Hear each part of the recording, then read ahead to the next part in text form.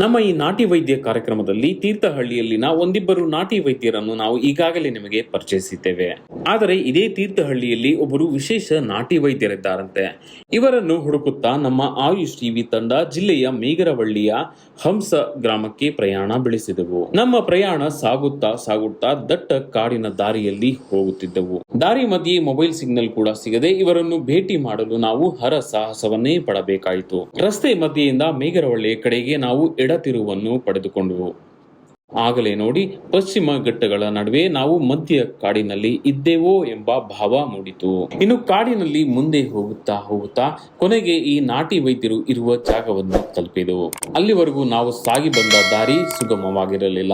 ಯಾಕಂದ್ರೆ ಕಾಡಿನ ಮಧ್ಯೆಯೇ ನಾವು ಇಲ್ಲಿ ಸಂಚರಿಸಬೇಕಾಗಿ ಬಂತು. ಇಲ್ಲಿಗೆ ಬರುವ ಹೊತ್ತಿಗೆ ನಮಗೆ ಏನನ್ನೋ ಸಾಧಿಸಿದೆವು ಎಂಬ ಭಾವವೂ ಮೂಡಿತು. ಆದರೆ ಇಲ್ಲಿನ ಈ ಕಾಡಿನ ಒಳಗೆ ಮನೆ ಮಾಡಿಕೊಂಡು ನಾಟಿ ಔಷಧಗಳನ್ನು ಹಾಗೂ ಚಿಕಿತ್ಸೆಗಳನ್ನು ನೀಡುತ್ತಾ ಜನರ ಸೇವೆ ಮಾಡುತ್ತಿರುವ ಈ ಪಾರಂಪರಿಕ ನಾಟಿ ವೈದ್ಯರು ಯಾರು ಎಂಬ ಕುತೂಹಲವು ನಮ್ಮನ್ನು ಕೂಡ ಕಾಡುತ್ತಾ ಇತ್ತು. ಹೀಗೆಯೇ ನಮ್ಮ ಆಯುಷ್ ಟಿವಿ ತಂಡ ಇಲ್ಲಿಗೆ ಭೇಟಿ ನೀಡಿದಾಗ ಅಲ್ಲಿ ಕೆಲವರು ರೋಗಿಗಳು ಸಹ ಬಂದಿದ್ದರು. ಇಲ್ಲೊಬ್ಬ ಇದೇ ನಾಟಿ ವೈದ್ಯರನ್ನು ಹುಡುಕಿಕೊಂಡು ಚಿಕಿತ್ಸೆಗೆಂದು ಬಂದಿದ್ದಾರಂತೆ. ಇವರದು ಹರಿಹರ. ಇಷ್ಟು ದೂರ ಯಾಕೆ ಇಲ್ಲಿಗೆ ಬಂದಿದ್ದೀರಿ? ಯಾವ ಚಿಕಿತ್ಸೆಯನ್ನು ಈ ನಾಟಿ ವೈದ್ಯರಿಂದ ಪಡೆಯಲು ಬಂದಿದ್ದೀರಿ ಹಾಗೂ ಇವರನ್ನೇ ಯಾಕೆ ಇಲ್ಲಿವರೆಗೂ ಹುಡುಕಿಕೊಂಡು ಬಂದಿದ್ದೀರಿ ಎಂಬ ನಮ್ಮೆಲ್ಲ ಪ್ರಶ್ನೆಗಳಿಗೆ ಇವರು ಉತ್ತರವನ್ನು ನೀಡಿದ್ದಾರೆ. ನಮ್ಮ ಹೆಸರು ಶ್ರೀನಿವಾಸ್ ಅಂತ. 30 ವರ್ಷದಿಂದ ಹರಿಹರದಲ್ಲಿ ಎಸ್ಟೇಟ್ ಅಲ್ಲಿ ಕೆಲಸ ಮಾಡ್ತಿದ್ದೆ. ಕೆಲಸ ಮಾಡ್ತಿರ್ಬೇಕಾದ್ರೆ ಅಲ್ಲಿ ತುಂಬಾ ಹಾವು ಜಾಸ್ತಿ. ಆವಾಗ ಏನಾಯ್ತು, ಒಂದು ಕೆಲಸ ಮಾಡ್ತಿರ್ಬೇಕಾದ್ರೆ ಹಾವು ಬಂದು ಕಚ್ಚಿಬಿಡ್ತಾವ. ನಮ್ಮ ಈ ಮಲೆನಾಡಿನ ಬಹುತೇಕ ಭಾಗ ಕಾಡುಗಳಿಂದ ಕೂಡಿರುವುದರಿಂದ ಇದು ಪ್ರಾಣಿ ಪಕ್ಷಿಗಳ ಆವಾಸ ಸ್ಥಾನವಾಗಿದೆ. ಇಲ್ಲಿ ಎಲ್ಲೂ ಇಲ್ಲದ ಕರ್ನಾಟಕದ ಕಾಡುಗಳಲ್ಲಿ ಮಾತ್ರ ಕಾಣಸಿಗುವ ಭಯಂಕರ ಮತ್ತು ವಿಷಪೂರಿತ ಹಾವುಗಳಾದ ಬ್ಲಾಕ್ ಕೋಬ್ರಾ, ಕಳಿಂಗ ಸರ್ಪ, ನಾಗರ ಹಾವುಗಳು, ಗರಗಸ ಹಾವು, ಡಂಬಳ ಅಥವಾ ಹಾಪಟ್ಟೆ ಹಾವು, ಹೆಬ್ಬಾವು ಇನ್ನಿತರ ಹಾವುಗಳು ಕಂಡುಬರುತ್ತವೆ. ಶಿವಮೊಗ್ಗ ಹೇಳಿಕಿಳಿ ಕಾಡುಗಳಿಂದ ಆವರಿಸಿದೆ. ಹೀಗಾಗಿ ಇಲ್ಲಿ ಹಾವುಗಳೇ ಹೆಚ್ಚು.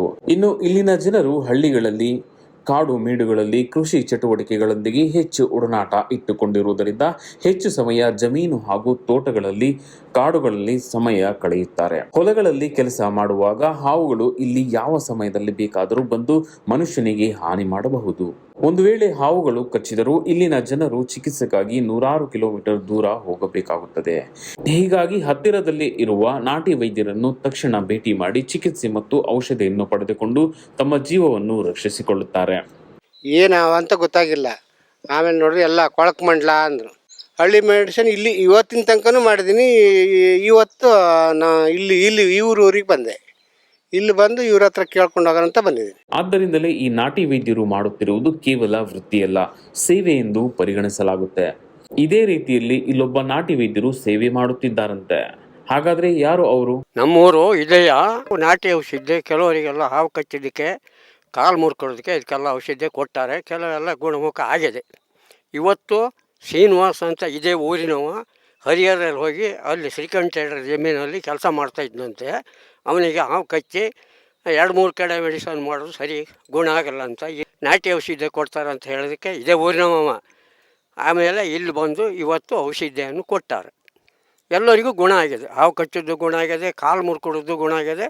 ಎಲ್ಲ ಇದರಲ್ಲೂ ಉತ್ತಮ ಕಾಣ್ತಾ ಇದೆ.